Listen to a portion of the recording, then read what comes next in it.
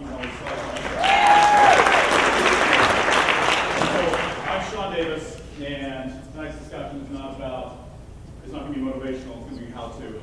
So I want to see a quick show of hands. How many people out there do some sort of sport, whether it's cycling or it's swapping out mics for me, thank you, or it's running, or something you do that means a lot to you, that takes a lot of effort. Quick show of hands, how many people do that? How many people also have that little voice in their head going, stop, it's too hard, quit, turn around. Okay, so this one's kind of for a lot of you. How many people also are kind of going to the gym and you're kind of like, lacking some effort there, right? So it happens to me all the time. So here's the thing.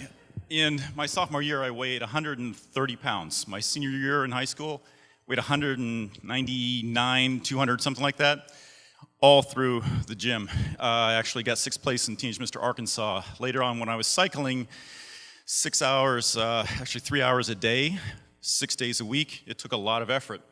And I ended up winning, I think, eight races and a series championship.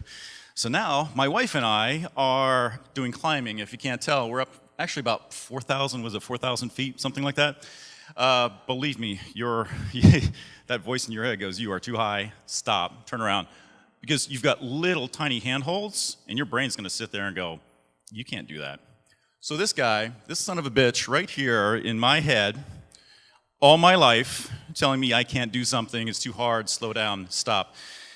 This thing says, just stop, just slow down. Nobody's gonna question you if you just stop and take a break. Fortunately, early on in my athletic career, so to speak, I met the gentleman you just saw that wrote this book called Peak Performance. That's actually the one that I've had most of my life. It's written by Charles Garfield, and he wrote about his experiences with Soviet athletes doing lifts way beyond what anybody could ever expect out of them. They did it through mental training. And you can't brute force that voice in your head into submission. It will win every single time because it knows your strengths, it knows your weaknesses, and it will go after those weaknesses, and it will beat you at your weakest. So, a lot of you know me. You know it's kind of hard for me to calm down, right? Yeah. Well, I have to. And it's through visualization and relaxation that I'm able to kind of exceed what even I think I can do, which my wife will attest to is kind of crazy. So what he said was, you need to get in your head things that matter most to you. When you're down, what is it, your kids, maybe twins? What motivates you? What drives you? Then take your goals, write them down, make them concrete, make sure that you've got a plan together to reach your goals and reach what you want to do.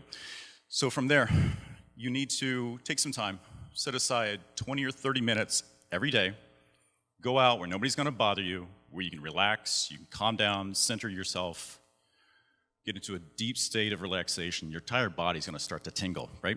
So as that happens, when you get out and you start to get in this relaxation, pick a spot on the ceiling and just feel yourself starting to relax.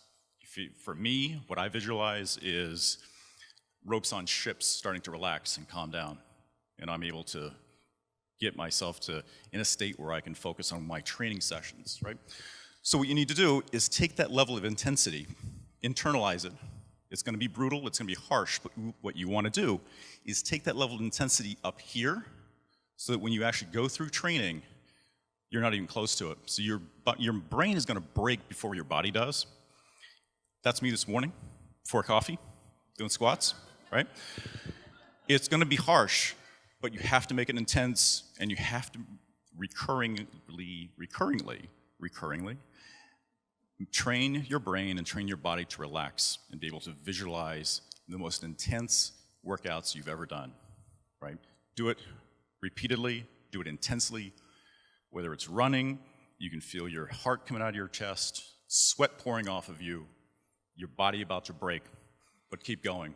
And the final step to this is you really need to let go and feel the training kind of flow through you. If you think this guy sits there and goes through every single move that he's going to do, as he's doing it, he lets go and he lets his training take over. And that's how you get peak performances, and that's how you exceed any possible limitation that you may think you have. So thank you very much. Thanks everybody for coming out tonight. Thanks to Taylor. Thanks to everybody that volunteered tonight. Thank you so much. Have a good night.